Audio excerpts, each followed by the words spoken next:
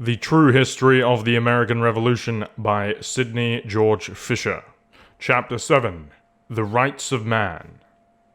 The Patriot Party's definition of a colony as an independent state, with its independence guaranteed and protected by the British Crown, was not then and never has been accepted by Great Britain.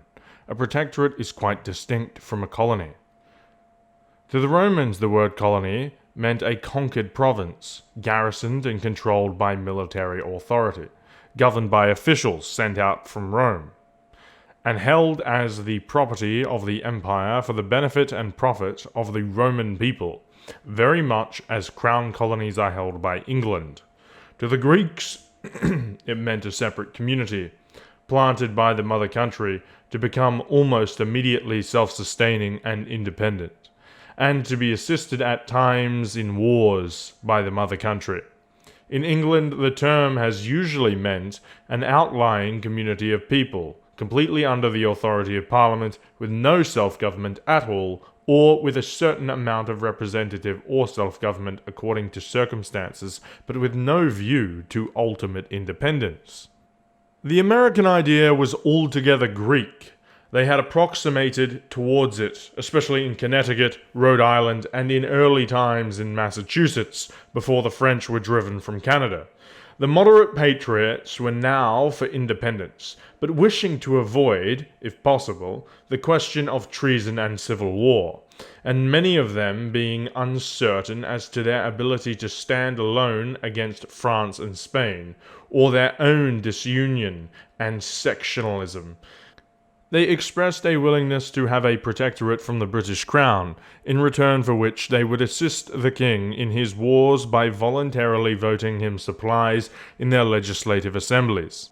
While their documents professed to believe that England was so good and great that she would in the end take their view of the situation, most of them were well aware that there was every probability that she would reject both their definition of a colony and their definition of loyalty. They knew the weakness of their argument for the entire freedom from Parliament, and they sought for stronger, broader ground, an argument which would, in the nature of things, justify revolution, or, if you please, rebellion under certain circumstances. I have already intimated that they were much influenced by certain doctrines known as the rights of man. In their pamphlets we find frequent reference to those ideas, and also to certain writers who were the exponents of them. Grotius, Pufendorf, Locke, Burlamaqui, Beccaria, Montesquieu, and others. The Patriots relied on these doctrines for the right which they now claimed of governing themselves independently of Parliament, with a mere protectorate from the British Crown. 2 years later, they relied on the same doctrines for breaking off all relations with Great Britain and establishing absolute independence. Those books and doctrines were very remarkable literature. 2 of them alone, Locke's and Burlamaqui's, small volumes, wrought as much harm to the cause of the British Empire as the efforts of some of the Patriot leaders.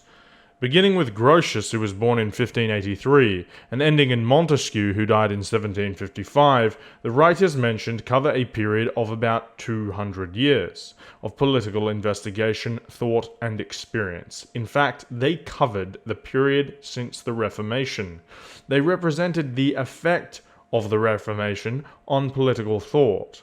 They represented also all those nations whose opinions on such subjects were worth anything. Grotius was a Dutchman, Pufendorf a German, Locke an Englishman, and Burlamaqui an Italian-Swiss, and Montesquieu a Frenchman. Hooker, who lived from 1553 to 1600, and whom Locke cites so freely, might be included in the number, and that would make the period quite 200 years. Hooker, in his Ecclesiastical Polity, declared very emphatically that governments could not be legitimate unless they rested on the consent of the governed. Locke enlarged and drew out this thought so liberally that the prevailing party in England before the Revolution of 1688 thought it necessary to exile him. There were, of course, other minor writers, and the colonists relied upon them all, but seldom troubled themselves to read the works of the earlier ones, or to read Hutchinson, Clarke, and other followers of that school, because Locke, Burlamaqui, and Beccaria had summarized them all and brought them down to date. Burlamaqui's book was particularly remarkable. To this day, anyone going to the Philadelphia Library and asking for number 77 can take in his hands the identical well-worn volume which delegates to Congress, and many an unsettled Philadelphian read with earnest, anxious minds. It was among the first books that the library had obtained, and perhaps the most important and effective book it has ever owned. The rebellious colonists also read Locke's 2 treatises on government, with much profit and satisfaction to themselves. Locke was an extreme Whig, an English revolutionist of the school of 1688. Before that great event, he had been unendurable to the Royalists, who were in power, and had been obliged to spend a large part of his time on the continent. In the preface to his 2 treatises, he says that they will show how entirely legitimate is the title of William III to the throne, because it is established on the consent of the people. That is the burden of his whole argument, the consent of the people, as the only true foundation of government. That principle sank so deep into the minds of the patriot colonists that it was the foundation of all their political thought, and became an essentially American idea. Beccaria, who, like Burlamaqui, was an Italian, also exercised great influence on the colonists. His famous book, Crimes and Punishments, was also a short, concise, but very eloquent volume. It caused a great stir in the world. The translation circulated in America had added to it a characteristic commentary by Voltaire. Beccaria, though not writing directly on the subject of liberty, necessarily included that subject because he dealt with the administration of criminal law. His plea for more humane and just punishments, and for punishments more in proportion to the offense, found a ready sympathy among the Americans, who had already revolted in disgust from the brutality and extravagant cruelty of the English criminal code. But Beccaria also stated most beautifully and clearly the essential principles of liberty, his foundation doctrine that, quote, "every act of authority of one man over another for which there is no absolute necessity is tyrannical," unquote, made a most profound impression in America. He laid down also the principle that, quote, "in every human society there is an effort continually tending to confer on one part the highest power and happiness, and to reduce the other to the extreme of weakness and misery," unquote. That sentence became the lifelong guide of many Americans.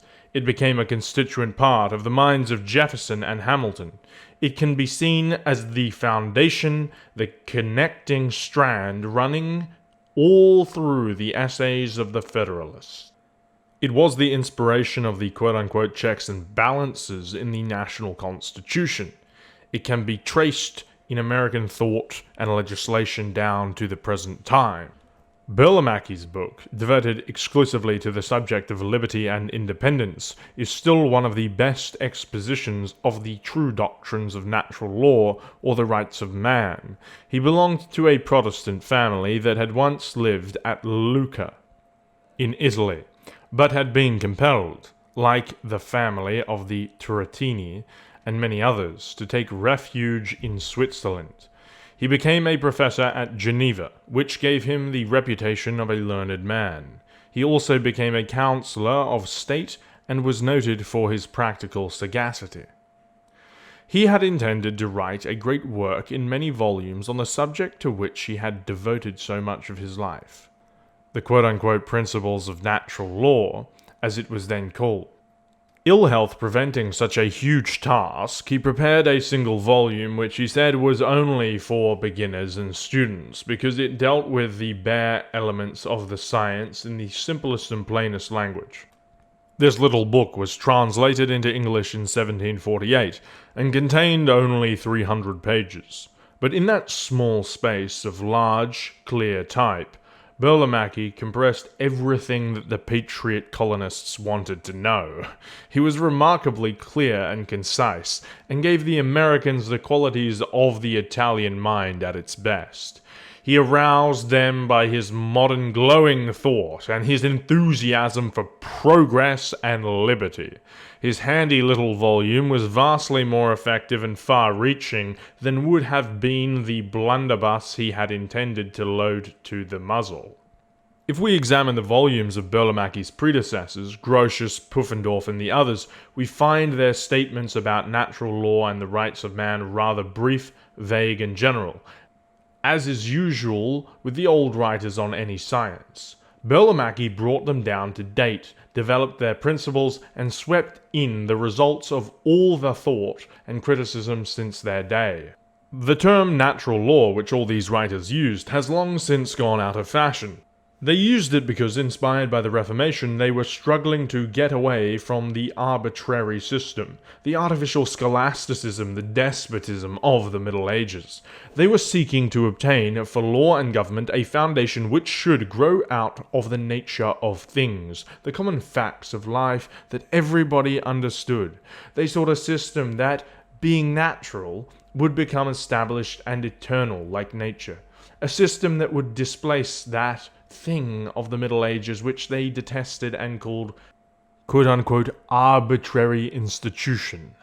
Let us, they said, contemplate for a time man as he is in himself, the natural man, his wants and requirements. The only way, said Burlamaqui, to attain the knowledge of that natural law is to consider attentively the nature and constitution of man, the relations he has to the beings that surround him, and the states from thence resulting. In fact, the very term of natural law, and the notion we have given of it, show that the principles of this science must be taken from the very nature and constitution of man. Excerpt from Principles of Natural Law, page 156. Men naturally, he said, draw together to form societies for mutual protection and advantage. Their natural state is a state of union and society, and these societies are merely for the common advantage of all of the members. This was certainly a very simple proposition, but it had required centuries to bring men's minds back to it. And it was not altogether safe to put forth because it implied that each community existed for the benefit of itself, for the benefit of its members, and not for the benefit of a prince or another nation, or for the church, or for an empire. It was a principle quickly seized upon by the Americans as soon as their difficulties began in 1765. In their early debates and discussions we hear a great deal about a, quote, state of nature, unquote, which, at first, seems rather meaningless to us, but it was merely their attempt to apply to themselves the fundamental principles of the Reformation.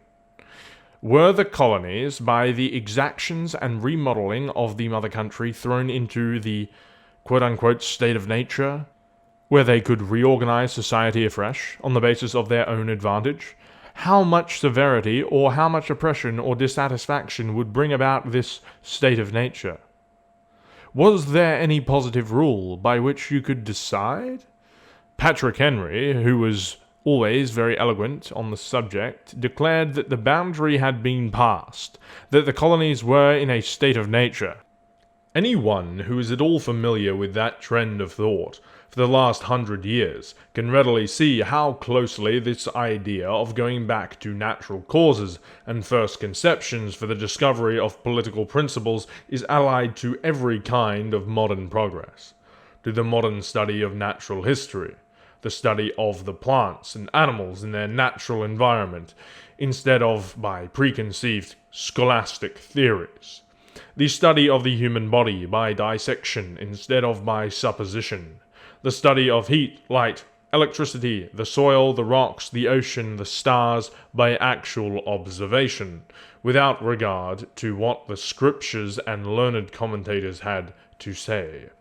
A large part of the American colonists were very far advanced in all the ideas of the Reformation. Burlamachi's book, applying in clear everyday language these free and wonderful principles to politics and government, came to a large section of them as the most soul-stirring and mind-arousing message they had ever heard. It has all become trite enough to us, but to them it was fresh and marvelous. Their imaginations seized on it with the indomitable energy and passion which the climate inspired, and some who breathed the air of Virginia and Massachusetts were on fire with enthusiasm. This quote-unquote state of nature, argued Burlamachi, quote, is not the work of man, but established by divine institution, unquote. Quote, natural society is a state of equality and liberty, a state in which all men enjoy the same prerogatives and an entire independence on any other power but God. For every man is naturally master of himself and equal to his fellow creatures so long as he does not subject himself to another person's authority by a particular convention, unquote.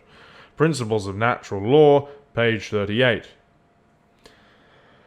Here we find, coupled with liberty, that word equality, which played such a tremendous part in history for the succeeding 100 years.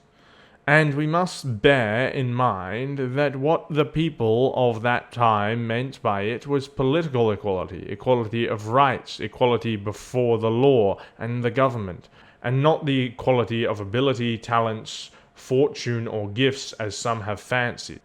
Burlamachi not only found liberty, independence, and equality growing out of nature herself, but he argued that all this was part of the divine plan, the great order of nature and the universe. Indeed, that was what he and his Reformation predecessors had set out to discover, to unravel the system of humanity, to see if there really was a system that could be gathered from the actual plain facts, and to see also if there was a unity and completeness in this system. Quote, the human understanding, unquote, he says, quote, is naturally right, and has within itself a strength sufficient to arrive at the knowledge of truth, and to distinguish it from error, unquote. That he announces as the fundamental principle of his book. Quote, the hinge whereon the whole system of humanity turns, unquote. And it was simply his way of restating the great doctrine of the Reformation, the right of private judgment. But he goes on to enlarge on it in a way particularly pleasing to the patriot colonists. For he says, we have this power to decide for ourselves, quote, especially in things wherein our respective duties are concerned, unquote. Yes, said the colonists. We have often thought we were the best judges of all our own affairs. Those who feel, said Franklin in his examination before Parliament, can best judge. The darling Burlamachi went on to show that liberty, instead of being, as some supposed, a privilege to be graciously accorded, was in reality a universal right inherent in the nature of things. Quote, let us consider the system of humanity, either in general or particular. We shall find that the whole is built upon this principle. Reflections, deliberations, researches, actions, judgments, all suppose the use of liberty, unquote. Principles of Natural Law, page 25. Then appears that idea, common to the great leaders of thought in that age, that man's true purpose in the world is the pursuit of happiness. To this pursuit, they said, every human being has a complete right. It was part of liberty, a necessary consequence of liberty. This principle, of the right to pursue happiness, which is merely another way of stating the right of self-development, has played as great a part in subsequent history as equality.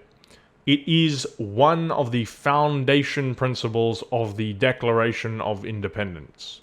It is given there as the groundwork of the right of revolution, the right of the people to throw off or destroy a power which interferes with this great pursuit. Quote, and to institute a new government, laying its foundation on such principles and organizing its power in such a form as to them shall seem most likely to affect their safety and happiness, unquote. It has been interpreted in all sorts of ways, as the right to improve your condition, to develop your talents, to grow rich, or to rise into the class of society above you.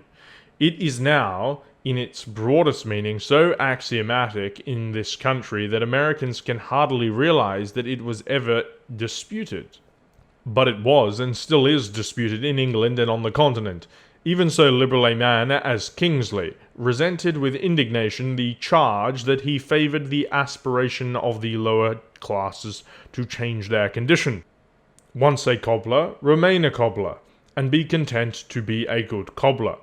In other words, the righteousness which he so loudly professed was intended to exalt certain fortunate individuals, and not to advance society.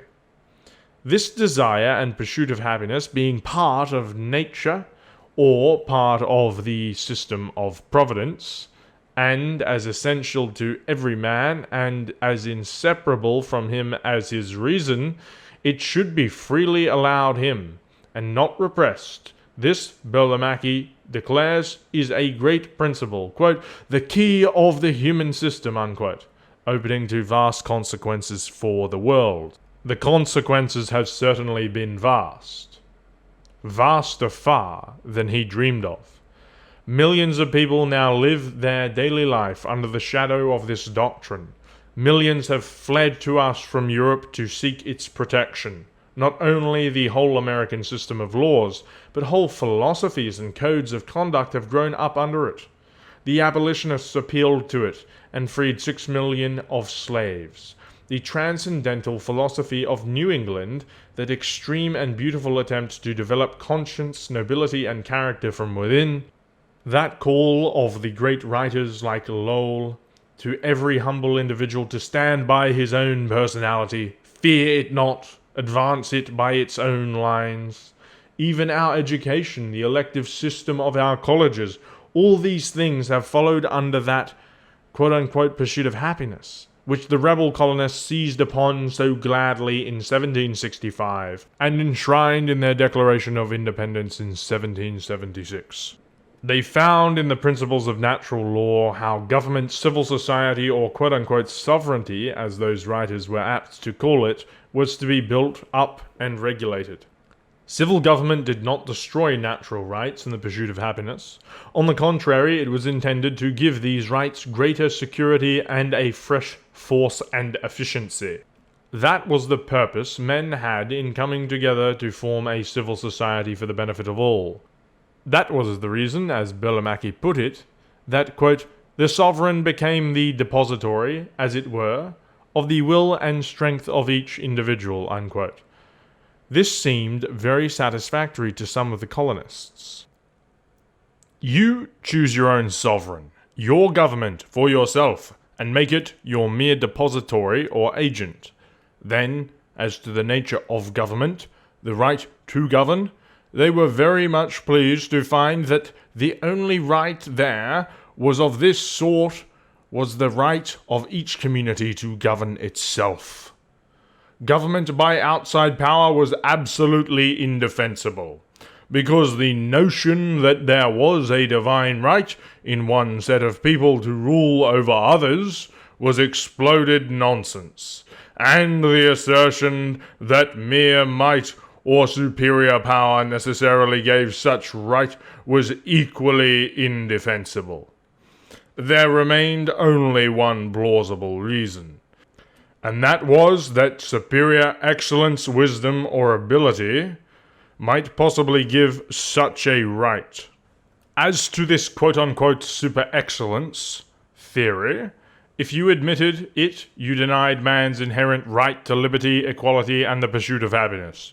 You denied his moral accountability and responsibility. You crippled his independent development, his self-development, his individual action. In a word, you destroyed the whole natural system. Because a man is inferior to another, is no reason why he should surrender his liberty, his accountability, his chance for self-development to the superior. We do not surrender our property to the next man who is an abler business manager. Our inferiority does not give him a right over us.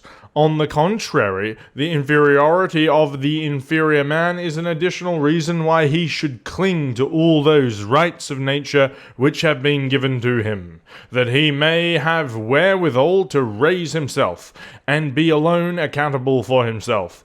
Or, as Burlamaqui briefly summarized it, quote, "The knowledge I have of the excellency of a superior does not alone afford me a motive sufficient to subject myself to him, and to induce me to abandon my own will in order to take his for my rule. And without any reproach of conscience, I may sincerely judge that the intelligent principle within me is sufficient to direct my conduct." Unquote. Principles of Natural Law, page 86. Moral obligation, moral responsibility, codes, conduct, life, happiness, development, and progress, he again shows, grow out of this right of private judgment, this right of individualism, the great Protestant principle, which within the last 150 years has brought such vast advancement and comfort to all nations that have adopted it. No one has a natural inherent right to command or exercise dominion. It is merely a privilege which may be granted by a people. They alone have inherent, inalienable rights, and they alone can confer the privilege of commanding. It has been supposed that the sovereign alone had rights, and the people only privileges. But here were Burlamaqui, Pufendorf, Montesquieu, Locke, and fully half of the American colonists undertaking to reverse this order and announcing that the people alone had rights and the sovereign merely privileges. True sovereignty was then, in a word, a superior and wise power accepted as such by reason, or, as the Americans afterwards translated it in their documents, quote, "A just government exists only by consent of the governed," unquote. All men being born politically equal, the colonies, as Dickinson and Hamilton explained, are equally with Great Britain entitled to happiness, equally entitled to govern themselves, equally entitled to freedom and independence. It is curious to see the cautious, careful way in which some of the colonists applied these doctrines by mixing them up with their loyalty arguments. This is very noticeable in the pamphlets written by Alexander Hamilton. He gives the stock arguments for redress of grievances, freedom from internal taxation, government by the king alone, and will not admit that he is anything but a loyal subject. At the same time, there runs through all he says an undercurrent of strong rebellion, which leads to his ultimate object. Quote-unquote, "The power," he says, quote, "which one society bestows upon any man or body of men can never extend beyond its own limits," unquote. This he lays down as a universal truth, independently of charters and the wonderful British Constitution. It applied to the whole world. Parliament was elected by the people of England, therefore it had no authority outside of the British Isle. The British Isle and America were separate societies. Quote-unquote, "Nature," said Hamilton, quote, "has distributed an equality of rights to every man," unquote. How, then, he asked, can the English people have any rights over life, liberty, or property in America? They can have authority only among themselves in England. We are separated from Great Britain, Hamilton argued, not only by the ocean, by geography, but because we have no part or share in governing her. Therefore, as we have no share in governing her, she, by the law of nature, can have no share in governing us. She is a separate society. The British, he said, were attempting to involve in the idea of a colony the idea of political slavery, and against that a man must fight with his life. To be controlled with the superior wisdom of another nation was ridiculous. unworthy of the consideration of manhood. And at this point, he used that sentence which has so often been quoted.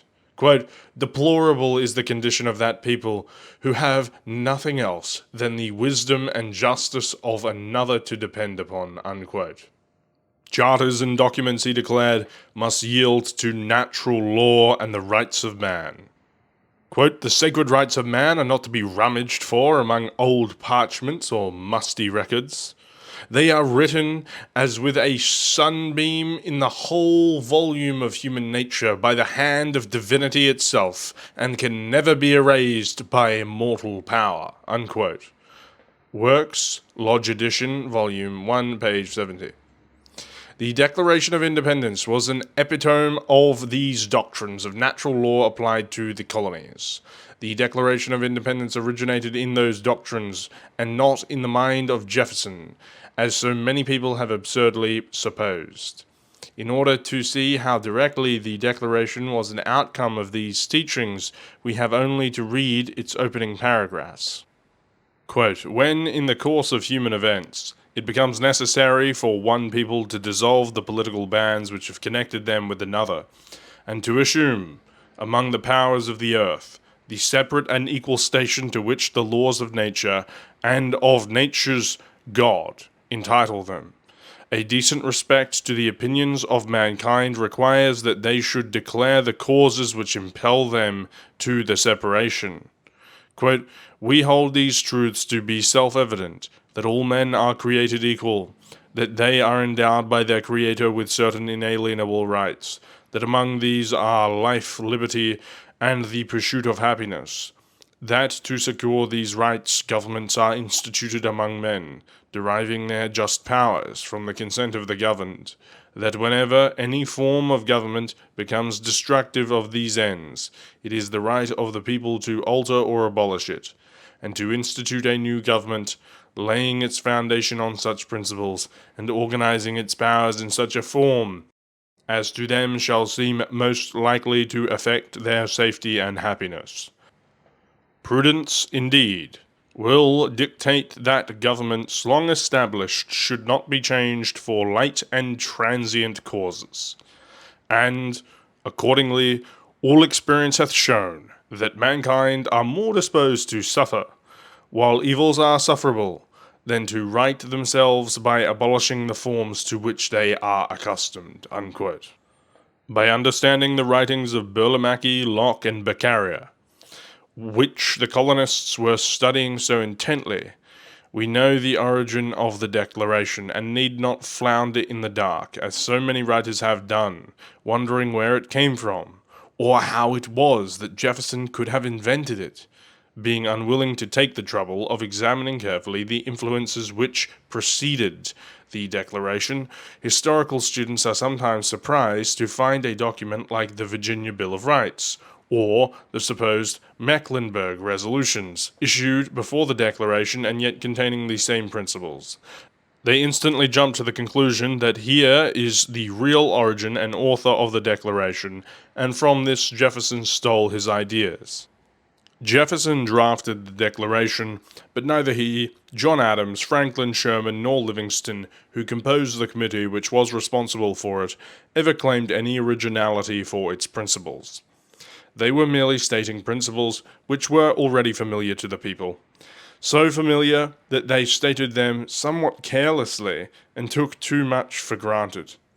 It would have been better, instead of saying, quote, all men are created equal, unquote, that they had said all men are created politically equal, which was what they meant, and what everyone at that time understood. By leaving out the word politically, they gave an opportunity to a generation unfamiliar with the doctrines of natural law to suppose that they meant that all men are created, or should be made, equal in conditions, opportunities, or talents. British writers, and some Americans anxious to secure the favourable regard of Englishmen, have in recent years been fond of asserting that the patriot colonists took their ideas of liberty and the principles of the Declaration of Independence from the writings of Rousseau. But after reading hundreds of pamphlets and arguments of the revolutionary period, I cannot find Rousseau or any French writer of his sort cited with approval by any of the colonists. They confine themselves entirely to the school of writers already mentioned. In the pamphlets written by loyalists, there is no charge that the colonists were influenced by Rousseau. Peter van Schaak, the loyalist whose memoirs and letters have come down to us, followed the arguments of the patriot portion of the colonists very closely. He notes the books which they were reading and which influenced them. He would have been very quick to notice and comment on Rousseau, if the colonists had been reading him, but he nowhere mentions such influence. Writers who are out of sympathy with American ideas very naturally want to fasten the influence of Rousseau upon us, and connect our principles in some way with the horrors of the French Revolution. Rousseau was an immoral, eccentric, and violent man, and his view of liberty was logically, if not avowedly, worse than communism. But it was for that very reason that the colonists avoided him and all like him. He was utterly distasteful to them.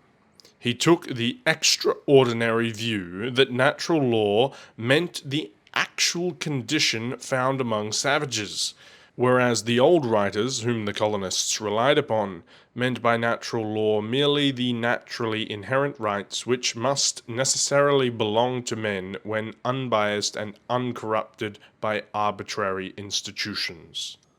Man, they said, is by nature free. They did not say he was free by savagery. They said nothing about savages. They were concerned not with what men do as savages, but with what belongs to man by nature. Savages are by no means always in a quote-unquote state of nature, as Locke and Burlamachi used that term. On the contrary, we often find savages with very complicated monarchical governments, bound down by superstition and artificial traditions and conventions. When Patrick Henry or others argued that the colonies were in a quote-unquote state of nature in which they could set up a government of their own, he did not mean that they were in a savage state.